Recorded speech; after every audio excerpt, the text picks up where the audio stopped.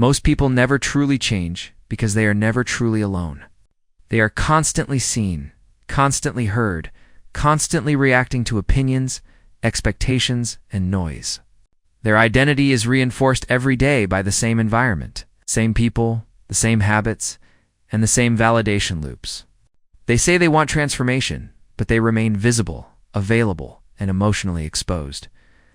Real transformation requires disappearance. Not running away, not hiding in fear, but deliberate withdrawal from the systems that keep you small. When you disappear, you interrupt the feedback loop that keeps your old identity alive. Visibility is addictive. Being seen, acknowledged, and responded to gives the ego constant stimulation. Likes, messages, reactions, conversations, all of it reinforces who you currently are. The problem is that you cannot become someone new while constantly being reminded of who you used to be. Every interaction pulls you back into familiar roles. Every opinion shapes your behavior subtly. Disappearing removes this influence. It creates psychological space, and in that space, change becomes possible. Most people are afraid of disappearing because they confuse absence with irrelevance. They fear being forgotten. They fear losing social value. They fear silence. But silence is not emptiness. It is freedom. Silence removes pressure. Silence removes comparison. Silence removes performance. When no one is watching, you stop acting. And when you stop acting, you can start becoming. Disappearing is not about isolation for isolation's sake. It is about reducing noise so you can hear yourself think. Modern life is loud. Constant input fragments attention. The mind becomes reactive instead of intentional. When you disappear, the nervous system begins to calm. Thought slows. Awareness sharpens. You stop reacting to everything and start choosing deliberately. This shift alone changes behavior dramatically. The reason disappearance works is because identity is reinforced socially. People treat you according to who they believe you are. Over time, you internalize this treatment. You become the version of yourself that others expect. When you disappear, that expectation disappears with you. No one is there to remind you of your old limitations. No one is there to unconsciously pull you back. You are free to rebuild from the inside out. Transformation also requires boredom. This sounds counterintuitive, but boredom is where discipline is forged. When distractions are removed, discomfort surfaces. Restlessness appears. The urge to escape arises. Most people run from this feeling. Those who endure it grow stronger. Boredom forces you to confront your impulses. It teaches you to sit with discomfort instead of numbing it. This capacity is foundational to self-mastery. When you disappear, you also remove external validation. This is uncomfortable at first. Without praise or feedback, you feel unseen. This exposes dependency. Many people do not realize how much their motivation depends on being acknowledged. Disappearing forces you to build internal motivation. You act because you decided to, not because someone noticed. This shift creates unbreakable discipline. Another powerful effect of disappearance is the breakdown of social comparison. Constant exposure to others' success, opinions, and lifestyles distorts self-perception. You either feel superior or inferior, but rarely grounded. When you step away, comparison fades. You stop measuring yourself against others and start measuring yourself against your own standards. This internal metric is essential for long-term growth. Disappearing also disrupts habits. Habits are context-dependent. Same places, same people, same routines, they all cue the same behaviors. When you change your environment or reduce exposure to familiar triggers, habits weaken.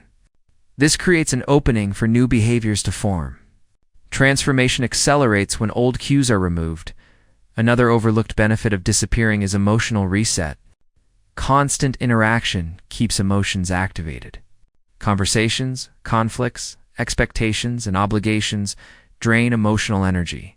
When you step back, emotional intensity drops. You become calmer. This calm is not emptiness. It is clarity. Decisions made from calm are stronger than decisions. It's made from emotional overload. Disappearing also allows you to stop explaining yourself. Explanation is a form of defense. When you are constantly explaining your choices, you are still seeking approval. Disappearance ends this cycle. You do not justify your absence. You simply choose it. This strengthens autonomy and self-trust. The 6-month time frame is not arbitrary. It is long enough to break identity patterns and short enough to remain focused. The first month is uncomfortable. The old urges surface. The second month is quiet. Discipline begins to form. The third month is difficult. Doubt appears. The fourth month is stabilizing. New routines feel normal. The fifth month is empowering. Confidence grows internally. The sixth month is transformative. You are no longer becoming, you are being. During disappearance, the mind begins to detox from stimulation. At first, this feels like anxiety, then boredom, then clarity. Many people mistake this discomfort for failure.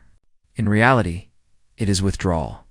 Just as the body reacts when substances are removed, the mind reacts when stimulation is reduced. Endure this phase. On the other side is focus. Disappearing also teaches patience. Without constant updates and feedback, progress feels slow. You learn to trust process. You stop needing immediate results. This patience is a rare skill. It compounds into long-term resilience. Another critical aspect is solitude. Solitude is not loneliness.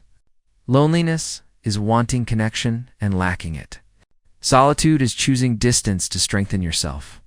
In solitude, self-awareness increases. You notice patterns. You see your own behavior clearly. This awareness is uncomfortable, but necessary. You cannot change what you refuse to see. Disappearance also removes social friction. When people know what you are doing, they comment, judge, advise, and distract.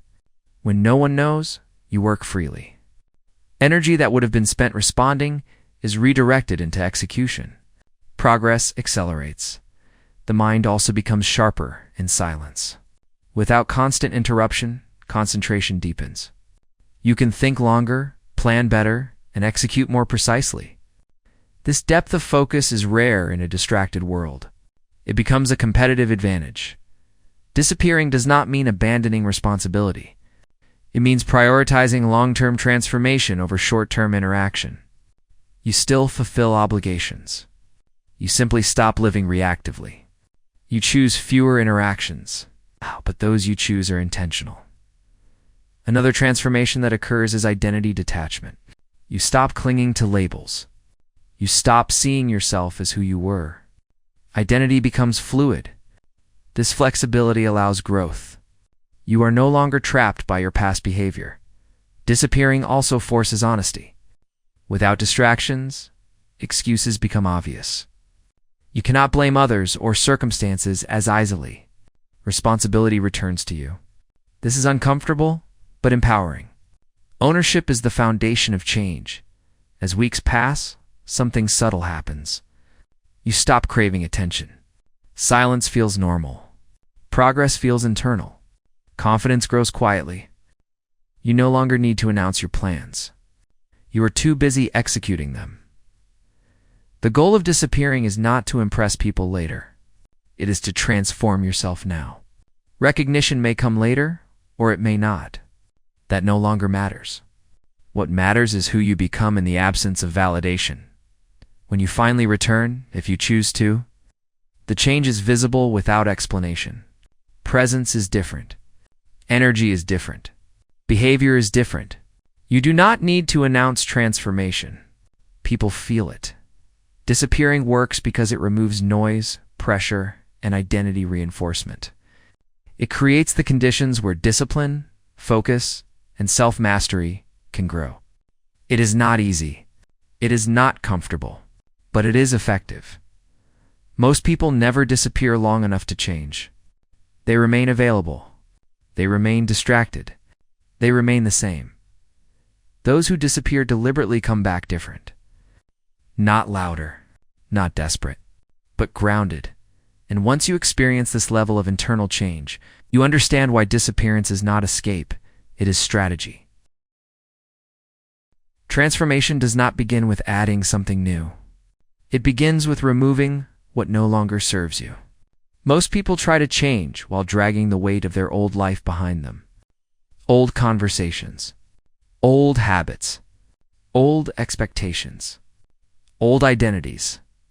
They say they want to become someone new, but they refuse to let go of what keeps them familiar. Disappearing is not only about absence, it is about cutting ties with the patterns that anchor you to who you used to be. Without cutting off distractions, people, and outdated identities, real transformation cannot take root. Distractions are not neutral. They are designed to fragment attention and drain energy. Every notification, conversation, and unnecessary interaction pulls you out of focus and back into reactivity. Most people underestimate how much cognitive power is lost to constant distraction. When you disappear, you regain that power. Silence returns. Attention lengthens.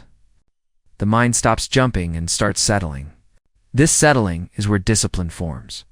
Cutting distractions is not about removing pleasure. It is about removing dependency. When your mood depends on stimulation, you are not free. The urge to check, scroll, respond, and consume is not curiosity, it is conditioning. Disappearing breaks this conditioning. At first, the urge feels strong. Restlessness appears. The mind looks for escape. If you endure this phase, the urge weakens. What remains is clarity. People are one of the most powerful influences on identity.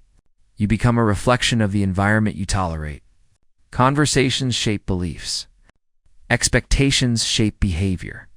Even well-meaning people can reinforce a version of you that no longer fits. When you disappear, you step out of these social feedback loops. You stop being reminded of your old self. This creates space for reinvention. Cutting people off does not always mean conflict or explanation. Sometimes it means distance. Fewer conversations. Fewer updates. Less availability. You are not obligated to carry everyone into your next phase. Transformation often requires temporary solitude. Those who matter will understand later. Those who don't were never meant to come with you.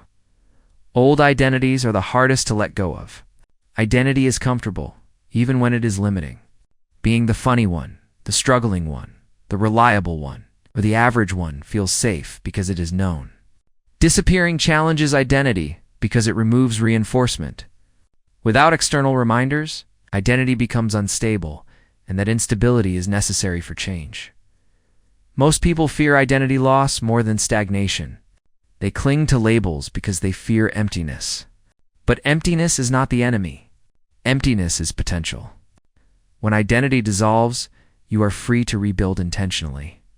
You stop acting automatically and start choosing consciously. Disappearing also removes social friction. When people know your plans, they comment, doubt, advise, or distract. Their opinions subtly influence your behavior. Silence protects focus. Working in private allows you to move without interference. Progress accelerates when no one is watching. Another critical aspect of cutting off is emotional boundaries. Many people are emotionally entangled with others' problems, moods, and expectations. This entanglement drains energy. During disappearance, emotional boundaries strengthen. You stop absorbing emotions that are not yours.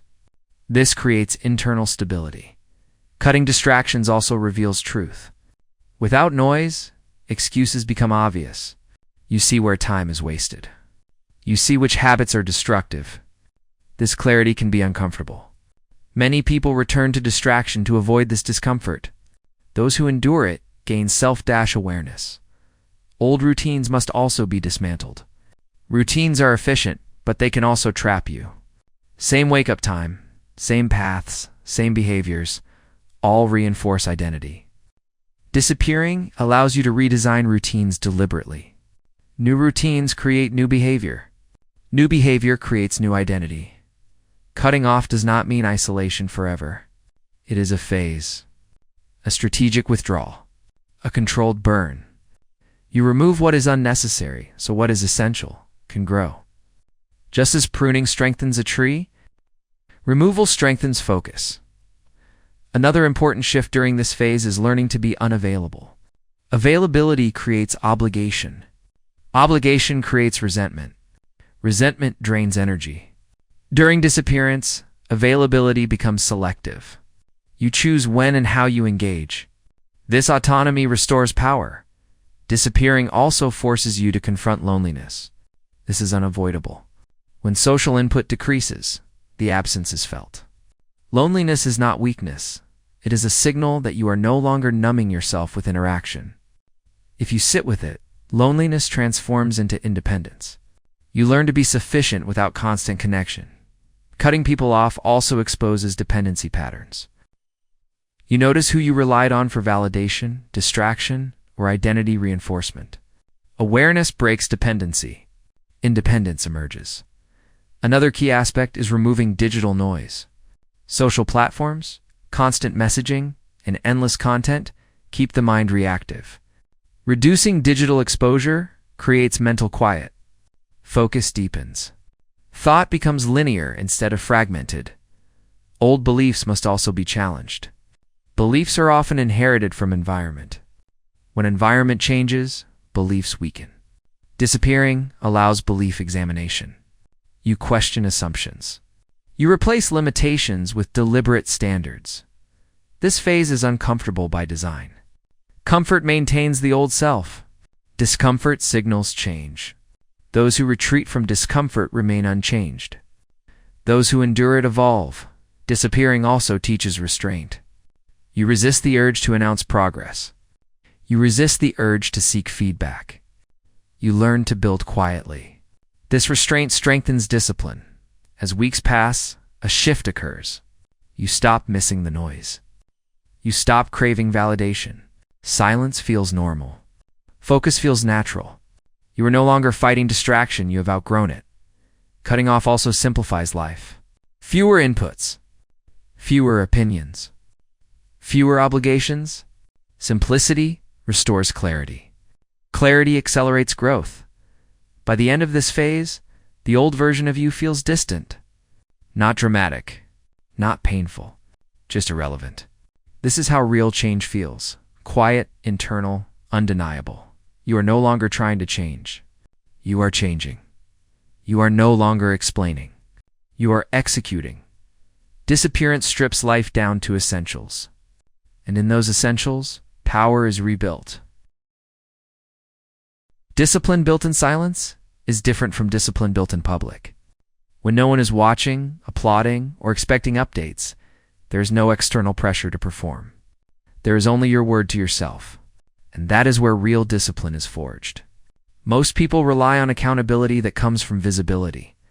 They stay consistent because someone might notice if they fail. But the moment that pressure disappears, so does their discipline. Silence exposes the truth. It reveals whether your commitment is real or conditional. When you disappear, motivation fades quickly. There are no likes to chase, no praise to collect, no external reinforcement to lean on. This is not a flaw in the process. It is the purpose. Motivation is unstable. It fluctuates with emotion and circumstance. Silence strips motivation away and leaves only choice. You either act because you decided to, or you don't act at all. This is where discipline replaces motivation. Rebuilding discipline in silence begins with structure. Without structure, silence becomes emptiness. Days blur together. Time is wasted unconsciously. Discipline requires intentional design. You decide when you wake, when you work, when you train, when you rest. These decisions are made once and followed daily. Structure removes negotiation. Negotiation kills discipline. Silence forces you to confront resistance directly. When distractions are gone, resistance has nowhere to hide. The urge to delay, escape, or quit becomes loud. Most people interpret this resistance as a signal to stop. Disciplined individuals interpret it as confirmation that growth is happening. Resistance is not a warning. It is proof that you are doing something meaningful. In silence, excuses lose credibility. There is no audience to convince, no one to blame. no narrative to maintain. You see clearly when you are avoiding effort. This honesty is uncomfortable but powerful. Discipline strengthens when self-deception ends. Another critical element of discipline in silence is consistency. Without external stimulation, progress feels slow. You do not feel productive every day. This tempts many people to abandon routines. Disciplined individuals understand that consistency matters more than feeling productive. They act daily, even when progress feels invisible. This repetition rewires identity. Silence also teaches delayed gratification. When no one sees your effort, reward is postponed. You must learn to work without immediate payoff. This builds patience. Patience compounds into resilience. Resilience sustains discipline long-term. Rebuilding discipline also requires embracing boredom. Boredom is unavoidable in silence. Repetitive routines feel dull. Days feel similar. This is where most people quit. They confuse boredom with stagnation. In reality, boredom is the soil where mastery grows. Disciplined individuals normalize boredom. They stop seeking stimulation and start valuing progress. Another shift that occurs is internal accountability. You stop asking, "Will anyone notice?" and start asking, "Did I do what I said I would do?" This internal standard is stronger than any external pressure. When your self-respect depends on follow-through, discipline becomes personal. Silence also amplifies self-talk. The way you speak to yourself becomes more noticeable. Negative narratives surface. Doubt appears. Discipline requires managing this internal dialogue. You do not argue with it endlessly. You acknowledge it and act anyway. Action quiets doubt more effectively than reasoning. Discipline in silence also strengthens focus. Without constant interruption, you can work longer and deeper. Focus becomes a skill rather than a struggle. This depth accelerates learning and execution. Many people never experience this level of focus because they never remove noise long enough. Another powerful effect is identity shift. When you act consistently without recognition, you stop seeing yourself as someone who tries. You become someone who does. This subtle shift changes behavior automatically. Discipline becomes identity-driven rather than effort-driven. Silence also exposes emotional dependence. You notice urges to share progress, seek reassurance, or get feedback. Resisting these urges strengthens emotional independence. You learn to trust your own standards. This self-trust stabilizes discipline. Discipline in silence also demands physical regulation. Without stimulation, fatigue becomes noticeable. Sleep, nutrition, and movement matter more. Disciplined individuals take care of the body because they understand it supports mental control. Neglecting the body weakens discipline. Another key principle is simplicity. Complex plans collapse in silence. Simple routines survive. Disciplined individuals reduce tasks to essentials. They do fewer things, but they do them consistently. Simplicity removes friction. Silence also removes performance anxiety. There is no image to maintain. No expectation to meet publicly. This freedom allows experimentation. You can fail privately. You can adjust quietly. Learning accelerates when mistakes are not broadcast. Rebuilding discipline also requires patience with imperfection. Some days are unproductive. Some routines break. Disciplined individuals reset immediately. They do not spiral emotionally. They understand discipline is about return speed, not perfection. Another transformation that occurs is emotional regulation.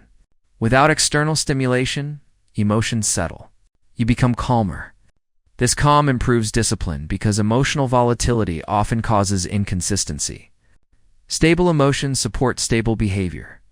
Discipline in silence also sharpens purpose. Without constant input, you reflect more. You clarify why you are doing this. Purpose strengthens endurance. When effort is tied to meaning, discipline becomes sustainable. As weeks pass, discipline stops feeling forced. Routine becomes familiar. Resistance weakens. Action becomes automatic. You no longer debate whether to act. You simply follow the plan. This automation is the goal. At this stage, something important happens. You stop needing 6 months. Discipline becomes portable. You carry it with you regardless of environment. Silence taught you to generate structure internally. Most people never experience this level of discipline because they never remove the crutches of validation, stimulation, and external accountability. Silence removes these supports and forces growth. Discipline built in silence is quiet, durable, and unshakable. It does not collapse when attention returns. It does not depend on mood. It is internal. You no longer need to announce goals. You no longer need motivation. You no longer need permission. You act because you decided to. You continue because you respect yourself. You finish because quitting no longer fits who you are. This is the discipline that transforms you permanently. And once it is built, you cannot unlearn it. Physical transformation is never just physical. The body is the most visible expression of the mind. How you move, how you stand, how you carry yourself, how you breathe, and how you endure discomfort all send constant signals to your brain about who you are. Most people underestimate this connection. They think mindset comes first and the body follows. In reality, the relationship works both ways. When you reshape the body deliberately, you reshape the mind automatically. This is why physical transformation during disappearance is not vanity. It is psychological warfare against your old self. The body is honest. It does not lie. It reflects habits, discipline, neglect, and effort with brutal accuracy. You cannot fake physical change. This honesty is why physical transformation builds confidence faster than words or affirmations ever could. Every workout completed, every disciplined meal chosen, every day of consistency becomes evidence. Confidence grows from proof, not belief. When you disappear and work on your body in silence, you accumulate proof privately. That proof changes how you think, how you speak, and how you move. Physical training introduces controlled suffering. Discomfort becomes deliberate instead of accidental. Instead of being weakened by stress, you choose stress. You lift when it burns. You run when it hurts. You continue when the body demands comfort. This choice rewires your relationship with discomfort. Pain stops being a threat and becomes a tool. This shift is critical because most people are controlled by avoidance. They avoid discomfort instinctively. When you train the body, you train the mind to stay present under strain. The discipline required for physical transformation spills into every other area of life. When you wake early to train, it becomes easier to work longer, focus deeper, and resist impulse. Physical discipline creates momentum. It establishes a baseline of effort. Once you accept physical discomfort daily, mental discomfort feels manageable. Tasks that once felt difficult no longer intimidate you. Physical transformation also alters self-perception. The mirror becomes feedback, not judgment feedback. You see progress or lack of it clearly. This honesty forces responsibility. You cannot blame circumstances. Results reflect behavior. This accountability strengthens maturity and self-respect. Another powerful effect is posture and presence. As the body strengthens, posture improves unconsciously. You stand taller. You move with intention. You take up space differently. People respond to this before you say a word. Presence changes. Authority increases. This is not arrogance. It is alignment between mind and body. During disappearance, physical training becomes ritual, a non-negotiable anchor in an otherwise quiet life. This ritual provides structure and stability. It grounds the day. Even when motivation is absent, the ritual remains. Over time, this consistency reinforces identity. You stop seeing yourself as someone who tries to get in shape. You become someone who trains. Physical transformation also enhances emotional regulation. Exercise regulates stress hormones. It clears mental fog. It releases tension. Many emotional reactions disappear simply because the body is no longer overloaded with unspent energy. Calm becomes more accessible. Focus sharpens. There is also an element of dominance, not over others, but over yourself. Each time you push past resistance, you assert control. You prove that impulse does not rule you. This internal dominance is addictive in a healthy way. You begin to crave effort instead of comfort. Comfort starts to feel dull. Effort feels purposeful. Another overlooked aspect is patience. Physical change is slow. Results take weeks and months. This trains long-term thinking. You stop expecting instant gratification. You trust compounding. This patience transfers to other goals. You become less reactive and more strategic. Physical transformation also rebuilds identity at a primal level. Humans evolve through movement, effort, and survival. Modern comfort weakens this connection. Training reconnects you with something fundamental. You feel capable again, grounded, alive. This feeling cannot be replaced by intellectual achievement alone. During disappearance, training in silence removes performance pressure. You are not training to impress. You are training to transform. This removes ego and comparison. You focus on progression, not validation. This purity accelerates growth. The physical process also teaches humility. Some days, you are strong. Some days you are weak. Progress is not linear. Discipline requires showing up regardless. This humility builds resilience. You stop identifying with temporary states. Nutrition plays an equally important role. What you eat affects energy, mood, focus, and discipline. During disappearance, eating becomes intentional. You stop using food as emotional regulation. You fuel instead of numb. This control strengthens willpower and clarity. Sleep also becomes non-negotiable. Recovery is essential for growth. Respecting sleep teaches respect for limits. Discipline is not abuse, it is intelligent management of energy. This balance prevents burnout. Physical transformation also changes how you tolerate chaos. When your body is strong, stress feels lighter. You recover faster. You are less fragile emotionally. This resilience extends beyond training into daily life. Another psychological effect is reduced anxiety. Physical exertion grounds the nervous system. Many anxieties dissolve when the body feels capable. Confidence becomes embodied, not conceptual. As weeks pass, the body changes. Strength increases. Endurance improves. Composition shifts. But more importantly, behavior stabilizes. You act with more certainty. Decisions become cleaner. You trust yourself more. Physical transformation also reinforces silence. You stop talking about what you will do. You let the body show it later. This restraint deepens discipline. You build quietly eventually, something clicks. Training stops being effortful. It becomes identity. You do not negotiate with it. You simply do it. This automation is powerful. When you finally return to the world, the change is visible without explanation.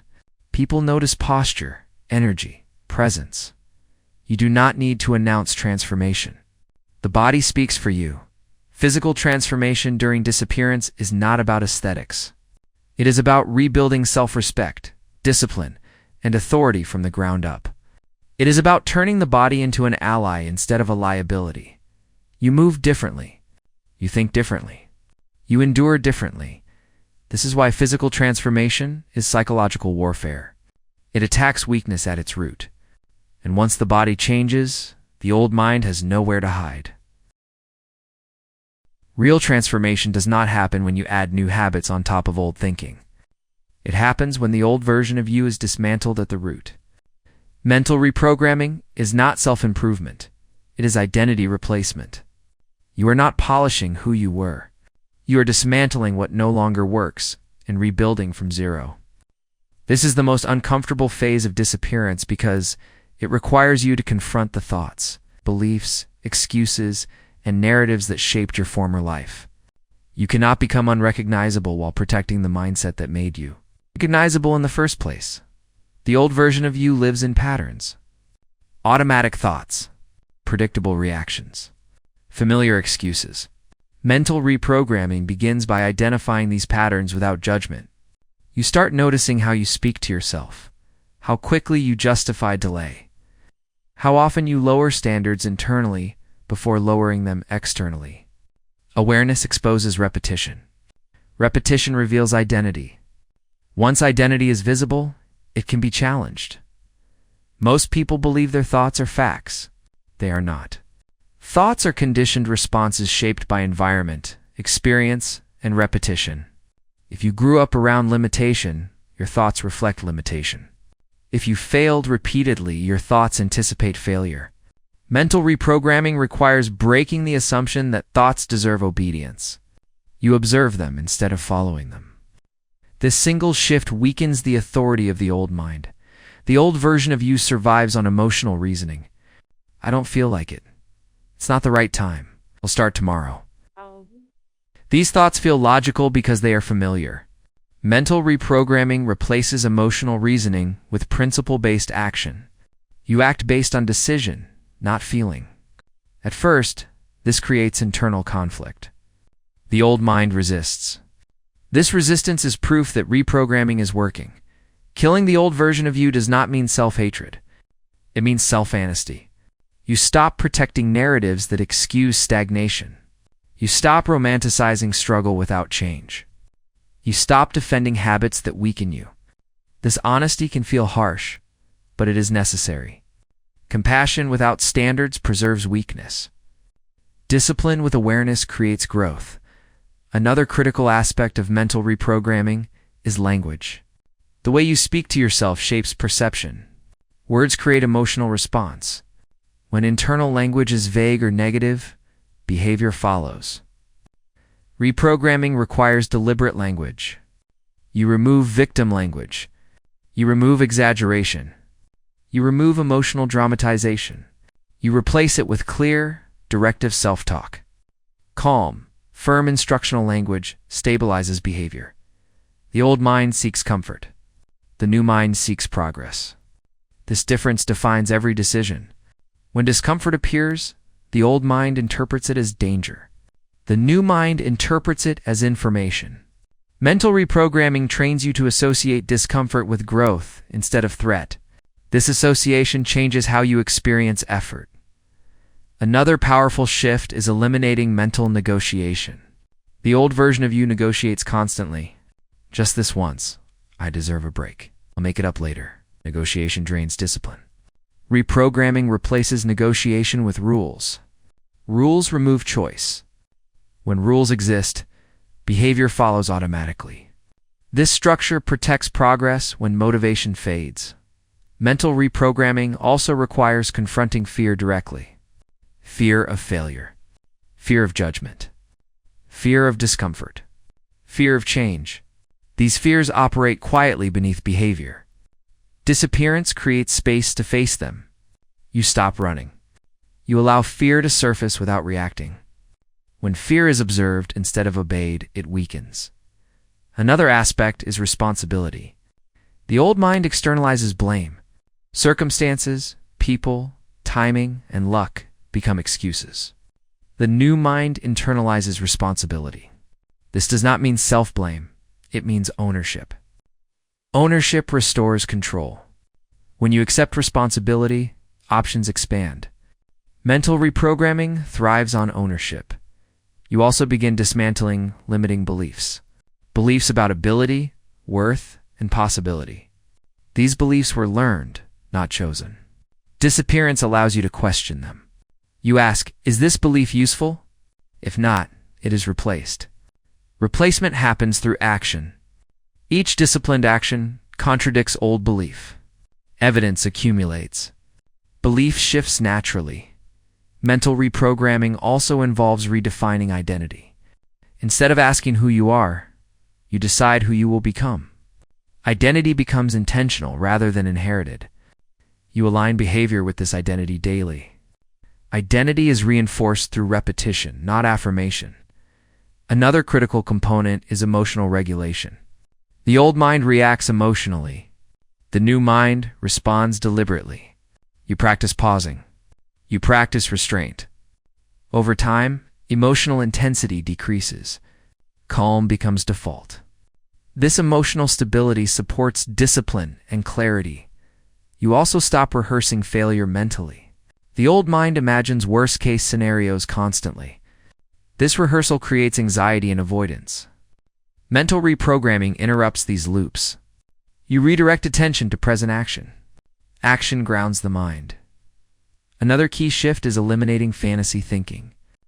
Fantasizing about success without effort feels good, but produces no change. The old mind escapes into imagination. The new mind focuses on execution. You stop visualizing outcomes excessively and start visualizing behavior. This grounds ambition in reality. Mental reprogramming also sharpens standards. You raise expectations for yourself quietly. You stop accepting mediocrity internally. These internal standards guide behavior even when no one is watching. Self-respect becomes the driver. As weeks pass, the old voice weakens. It still appears, but it no longer controls behavior. You recognize it as outdated programming. You do not fight it emotionally. You simply act anyway. This consistency rewires neural pathways. Another powerful effect is clarity. Without constant internal conflict, mental energy frees up. Decisions become simpler. Focus deepens. You feel lighter mentally. This clarity accelerates growth. You also stop seeking permission. The old mind waited for approval. The new mind decides independently. Autonomy strengthens confidence.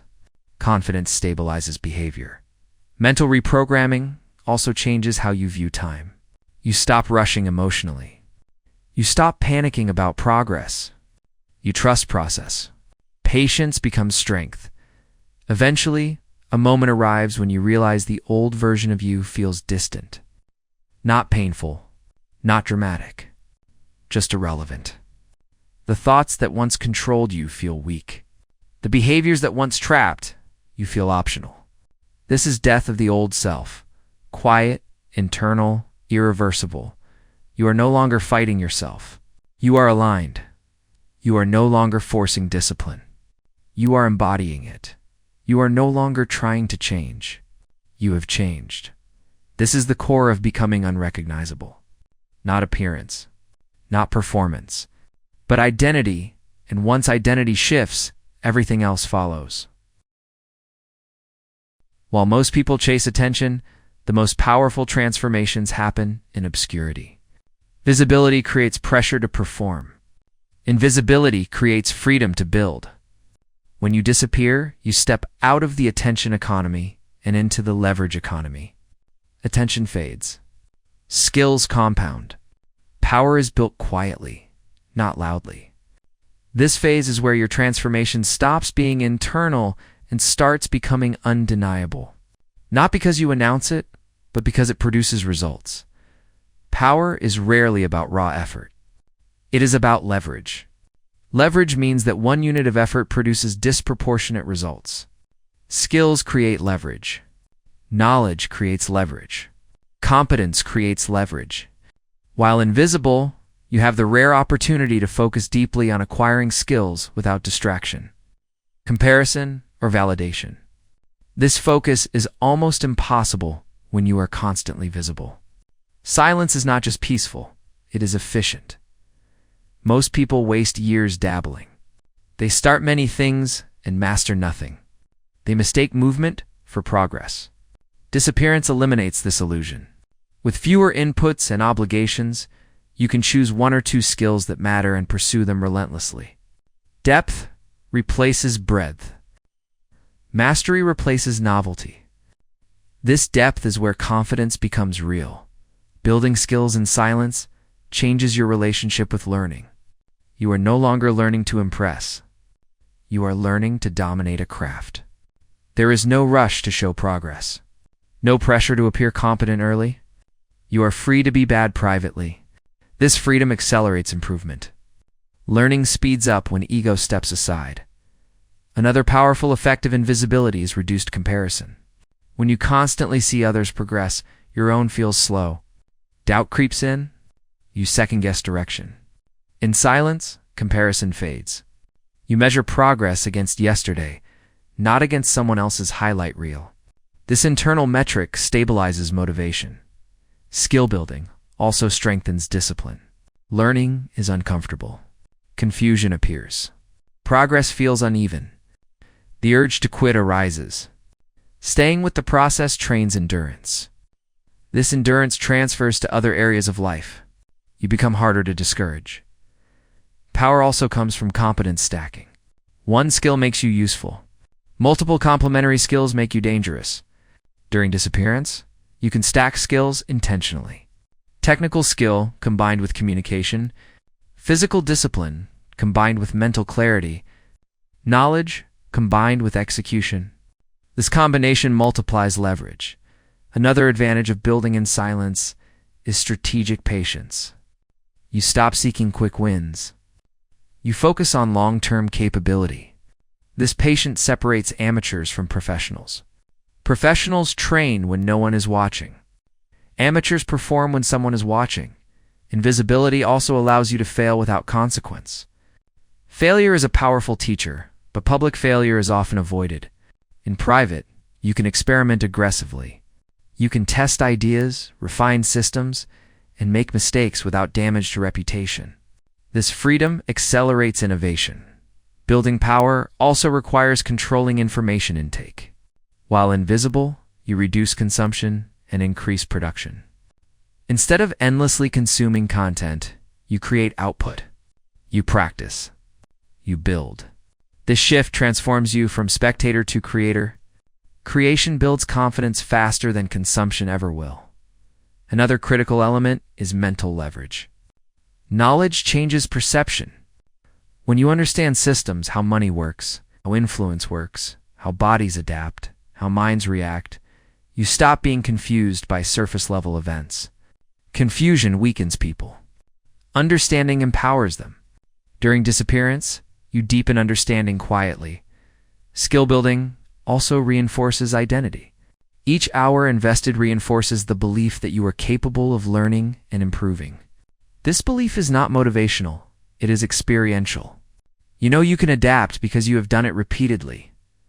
Invisibility also protects focus from premature exposure.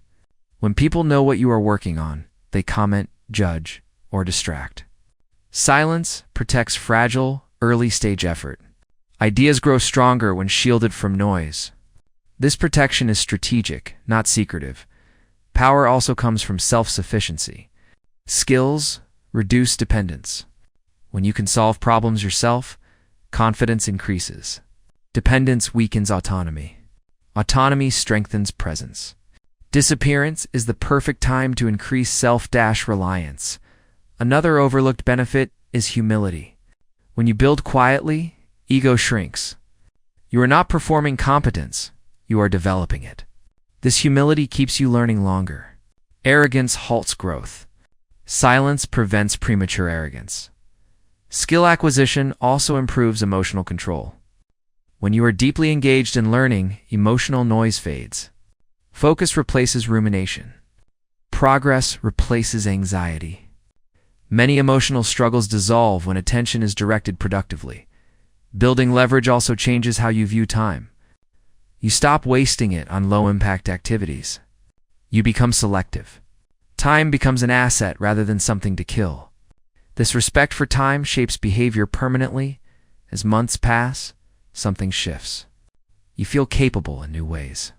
Not loud confidence, quiet certainty. You know you can learn. You know you can endure confusion. You know you can execute without applause. This internal certainty is rare. Power built in silence also changes social dynamics when you return. You do not need to announce your skills. They reveal themselves naturally through results. People sense competence. Authority emerges without force. Another critical aspect is restraint. You resist the urge to reveal progress early. This restraint strengthens discipline. Delayed revelation amplifies impact. When you finally return, the contrast is undeniable. Skill building also provides optionality. When you have leverage, you have choices. You are not trapped by circumstance. You can adapt. You can pivot. This flexibility reduces fear and anxiety. Invisibility teaches you to value substance over appearance. You stop caring how things look and focus on how they work. This practicality sharpens thinking and decision-making. Eventually, you reach a point where skill, discipline, and clarity converge. You are no longer preparing, you are capable. The foundation is built. You are not rushing to return. You are ready when you choose. Most people announce plans before building capability. They seek attention before earning leverage. You did the opposite. You built quietly. You trained patiently, and now power exists regardless of who is watching. This is the advantage of invisibility. This is why disappearance works. Every real transformation has a dark phase, a period no one talks about, no one celebrates, and no one sees. This is the phase where motivation disappears, progress feels slow, and doubt grows louder than discipline. It is the phase where the old life is gone, but the new life has not fully formed. You are no longer who you were, but not yet who you are becoming. This in-between state is uncomfortable, isolating, and mentally demanding. Most people quit here, not because they are weak, but because they are unprepared for how lonely growth can feel. Loneliness during transformation is not accidental. It is structural. When you disconnect from old habits, old environments, and old relationships, familiarity disappears. Familiarity is comforting even when it is limiting. When it is gone, the mind searches for something to hold on to. Silence feels heavier. Days feel longer. Progress feels invisible. This is the cost of separation from the past. And it is unavoidable. The mistake many people make is interpreting this loneliness as failure. They assume something is wrong. They believe they should feel inspired, confident, or energized at all times. In reality, this phase is proof that change is happening. Comfort belonged to the old life. Discomfort belongs to growth. When loneliness appears, it means you are no longer being fed by external validation. You are learning to stand alone psychologically. Doubt also intensifies during this phase. Questions appear uninvited. Is this worth it? Am I wasting time? What if nothing changes? These doubts feel rational because they arrive quietly, not dramatically. They are not emotional outbursts. They are subtle erosion. Doubt attacks patience. It targets consistency. It whispers that quitting would be reasonable. Discipline must become non-negotiable here, because motivation is gone. This is the phase where progress becomes internal rather than visible. Habits are stabilizing. Identity is shifting. But there are no dramatic results yet. This is deeply frustrating for the modern mind, which is conditioned to expect immediate feedback. But transformation does not announce itself while it is forming. It reveals itself later all at once. Another challenge of the dark phase is the return of old thoughts. Just when you believe you have outgrown them, they resurface. Insecurity, self-doubt, old fears. This does not mean reprogramming failed. It means the mind is testing whether you will obey old patterns again. Each time you refuse, the old pathways weaken further. The dark phase also exposes emotional dependency. Without constant interaction, you may feel emotionally flat.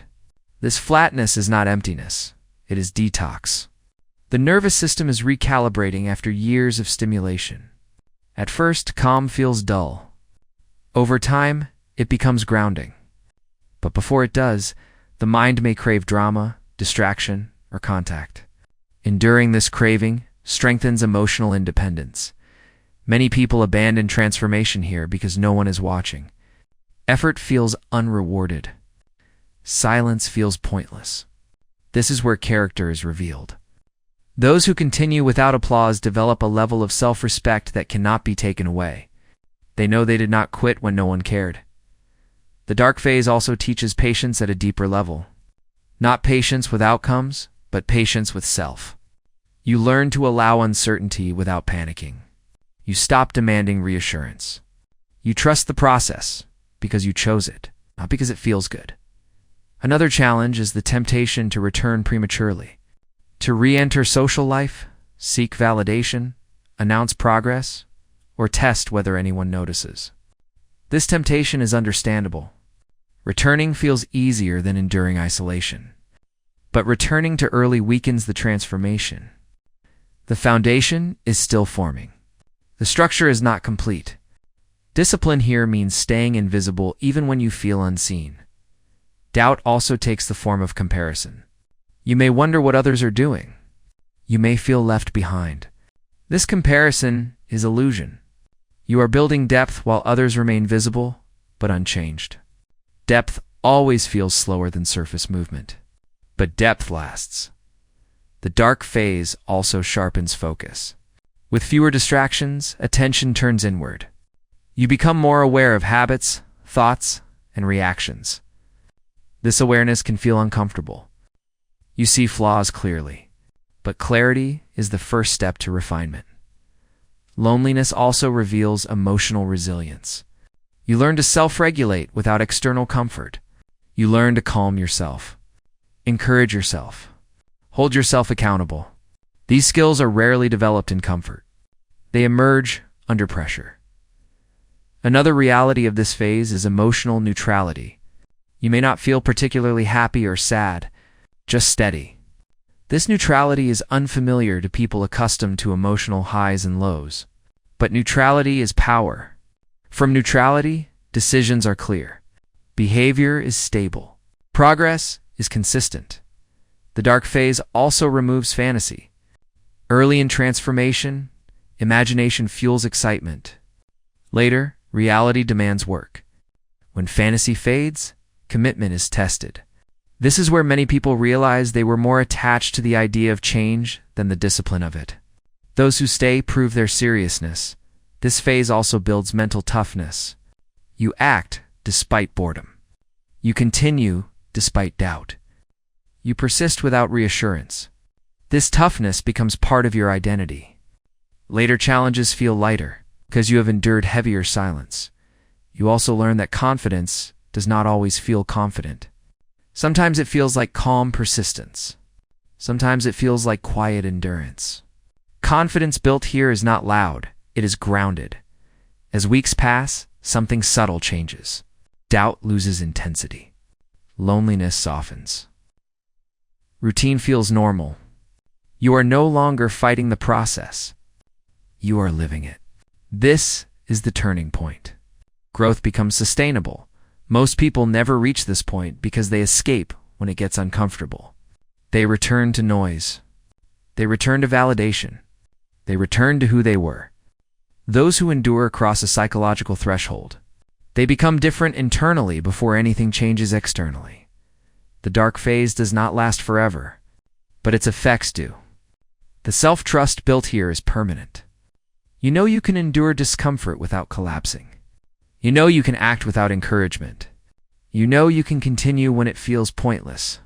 This knowledge becomes armor. When you eventually return, carry this armor quietly. You are no longer dependent on attention. You are no longer shaken by doubt. You have lived through silence and emerged stable. Loneliness no longer scares you. Doubt no longer controls you. Silence no longer feels empty. It feels powerful. This is the phase that separates surface change from real transformation. This is where the old self finally loses its grip. And once you pass through this darkness, the return is inevitable. Long before anyone notices a visible change, the real transformation happens internally. This is the phase where the shift becomes irreversible. Not because of discipline alone, but because the person you used to be no longer exists psychologically. The old reactions feel foreign. The old excuses feel weak. The old habits feel unnecessary. Becoming unrecognizable internally means your identity has changed, so deeply that returning to your former self is no longer comfortable. You are not forcing discipline anymore. You are enforcing alignment. At this stage, behavior is no longer driven by effort, but by default. You wake up and act without negotiation. You work without drama. You train without debate. The internal resistance that once drained energy is faded. This does not mean tasks feel effortless. It means you no longer argue with yourself before doing them. The inner conflict that once delayed action is gone. This silence inside is power. One of the most noticeable internal changes is emotional regulation. Situations that once triggered frustration, anxiety, or self-doubt no longer carry the same weight. Emotions still arise, but they move through a stable system. You feel without being overwhelmed. You observe without reacting. This emotional steadiness allows you to respond intelligently rather than impulsively. Calm becomes your baseline. Another shift is clarity of thought. The mental noise that once clouded decision-making has diminished. You think more slowly but more accurately. You choose deliberately. You no longer feel rushed internally. This clarity improves every area of life: work, relationships, health, and strategy. When the mind is clear, progress accelerates naturally. Internally unrecognizable individuals also experience a change in self-talk. The inner voice becomes firm, calm, and directive instead of emotional and reactive. You stop narrating your struggles dramatically. You instruct yourself instead. This internal leadership keeps behavior consistent, even when conditions are imperfect. Your relationship with time also changes. You stop rushing emotionally. You stop feeling behind. You understand that growth unfolds on its own timeline. This patience is not passive. It is grounded confidence. You trust yourself to continue. Panic disappears. Another internal shift is detachment from validation. Praise no longer excites you excessively. Criticism no longer destabilizes you. You listen objectively. You extract what is useful. You discard the rest. This emotional independence protects focus and self-respect. Internally unrecognizable. Individuals also stop explaining themselves. The urge to justify choices fades. You act because you decided to. Silence replaces justification. This restraint communicates confidence without effort. You also develop a stronger sense of internal authority. Decisions feel final. Doubt no longer reopens them repeatedly. You commit once and execute. This decisiveness conserves mental energy. Life feels simpler. Fear changes as well. It does not disappear, but it no longer controls behavior. Fear becomes information rather than a barrier. You move forward despite uncertainty. This courage is not emotional, it is disciplined. Another key transformation is identity alignment. Your actions, values, and self-image match. This alignment removes internal friction. You no longer feel divided. When identity and behavior align, effort decreases and consistency increases. Internally unrecognizable people also experience reduced emotional dependency. They no longer need constant interaction to feel stable. Solitude feels comfortable. Silence feels grounding. This independence strengthens resilience. Your standards rise quietly. You stop tolerating behaviors that weaken you. You choose discipline naturally. You protect routines instinctively. Self-respect guides behavior more than motivation ever did. Another subtle shift is humility. You no longer feel the need to prove yourself. You know who you are becoming. This humility keeps you learning. Growth continues without ego interference. The internal transformation also affects how you perceive others. You stop judging harshly. You understand behavior patterns. Compassion increases without emotional entanglement. Boundaries strengthen without hostility. You also notice a change in how you handle setbacks. You reset quickly. You do not spiral emotionally. You adjust and continue. This resilience is one of the clearest signs of internal change. Internally, unrecognizable individuals are less reactive to environment. Noise loses influence. Drama feels unnecessary. Focus remains intact. This selective engagement protects progress. Another important shift is trust in self. You trust your discipline. You trust your ability to adapt. This trust eliminates anxiety about the future. You know you will handle whatever comes. Your inner world becomes quiet, stable, and controlled. This quiet is not emptiness. It is readiness. From this state, action is precise and effective. You no longer feel the need to announce transformation. You are too grounded for that. You let outcomes speak. Presence replaces explanation. Internally, you are no longer trying to change. You have changed. The old self feels distant, irrelevant, almost unfamiliar. You do not hate it. You simply outgrew it. This is the moment where transformation locks in. Behavior follows identity automatically. Discipline sustains itself. Focus sharpens naturally. You are now unrecognizable to yourself. And because of that, you will soon be unrecognizable to others. The return is coming, and when it happens, it will be quiet, undeniable, and permanent. Returning is not about announcing yourself. It is about presence. When you return after disappearing, the most powerful thing you can do is say less. You do not explain where you went. You do not justify what you did. You do not narrate your transformation. You allow people to feel it. Real change does not need explanation. It creates its own evidence. The way you stand, the way you speak, the way you move, the way you respond, all of it communicates more than words ever could.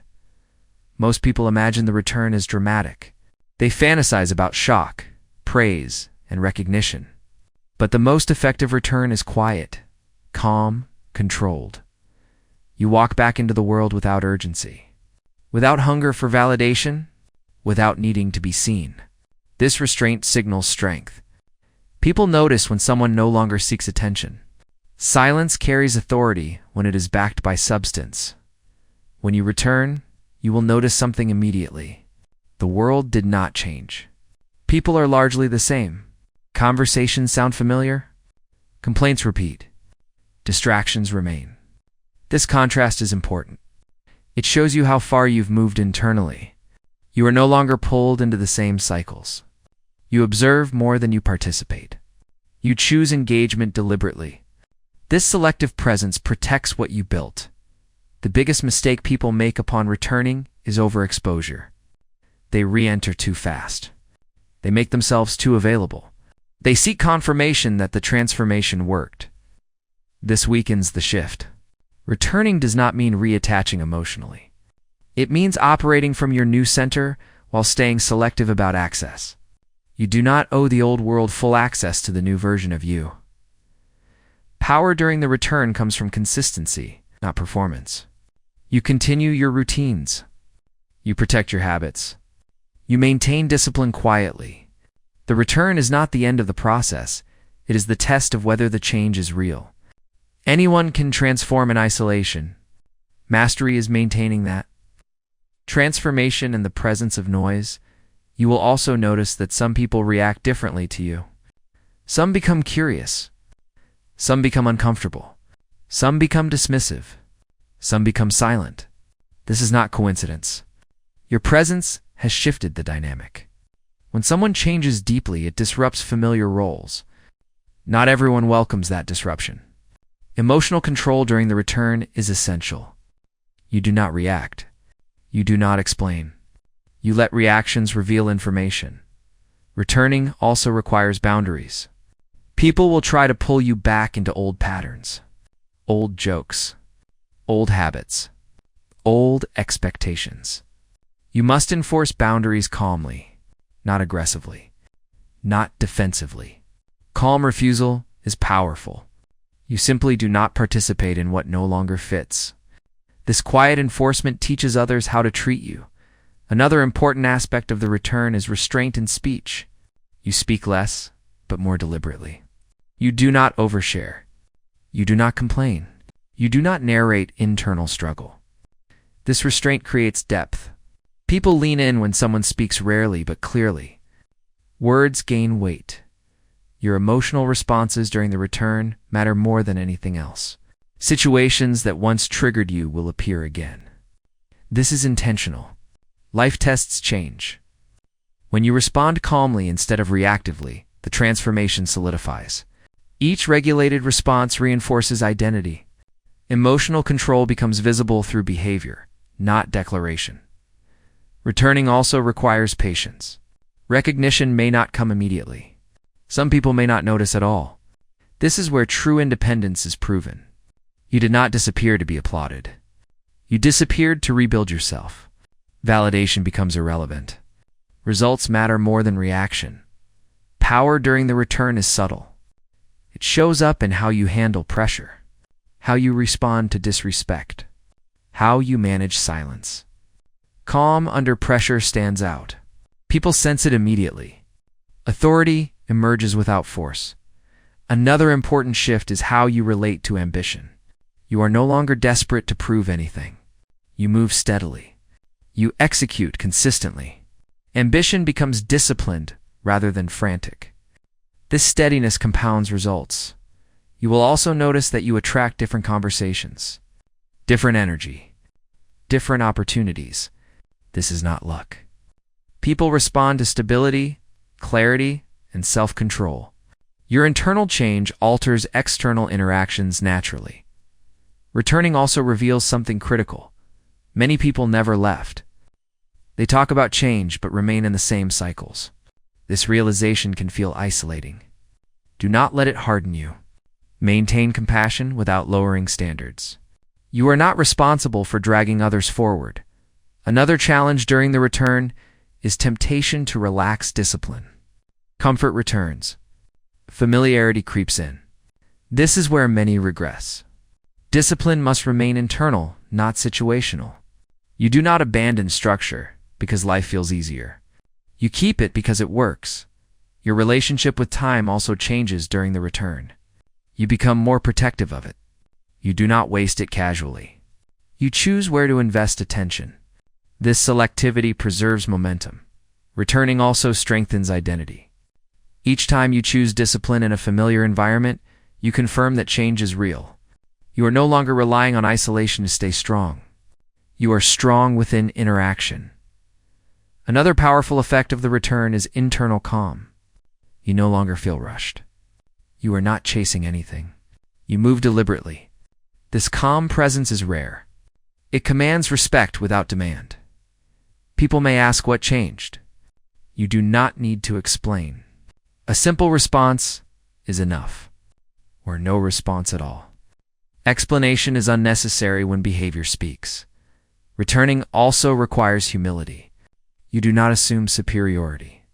You do not lecture. You do not correct others unnecessarily. You stay grounded. Growth continues quietly. You will also notice that some doors open naturally. Opportunities appear without force. This is the result of alignment. When identity, behavior, and presence align, friction decreases. The final stage of the return is integration. The transformation is no longer a phase. It is who you are. You no longer think about disappearing. You simply live differently. You wake up with structure. You move with intention. You respond with control. You do not need to be unrecognizable to everyone. You need to be unrecognizable to who you used to be. That is the real return. You disappeared not to escape life, but to reclaim it. You withdrew not to hide, but to rebuild. You returned not to announce, but to embody. And now, even in noise, you remain centered. Even in chaos, you remain composed. Even in attention, you remain disciplined. This is what 6 months of silence creates. Not a performance. Not a persona, a presence. And once presence is established, nothing can take it from you. This is the end of disappearance and the beginning of mastery.